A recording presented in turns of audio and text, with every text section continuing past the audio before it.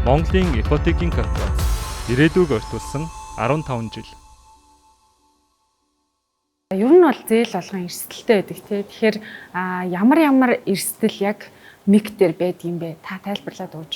За ер нь альва санхүүгийн байгууллагад ер нь бол хамгийн түрүүнд бол санхүүгийн бол үйл ажиллагааны үндсэн хоёр бол эрсдэл байдаг. За манай орон сууц санхүүжилтийн компани онцлогт нэмээд зээлийн эрсдэл болон одоо харьцах талын эрсдэл бол одоо чухал байр суурийг эзэлж байдаг. Манай эрсдлийн менежмент дотор. За эдгээр эрсдлүүдийн хувьд гэвэл зээлийн эрсдэл гэдэг маань бол одоо зээлдэгч маань одоо цаг хугацаанд зээлээ төлөхгүй байхтай улмаар одоо компани санхүүгийн алдагдлыг учруулах эрсдлийг бол зээлийн эрсдлээс томьёолж байгаа. За харьцах талын эрсдэл гэдэг томьёололт бол бидэнтэй харилцаж хамтарч ажиллаж байгаа, үйлчлэгээ үзүүлж байгаа банкуд маань хүндрэх асуудалд орох, эрсдэлд орох гэсэн ийм нөхцөл байдлыг бол хэлж байгаа.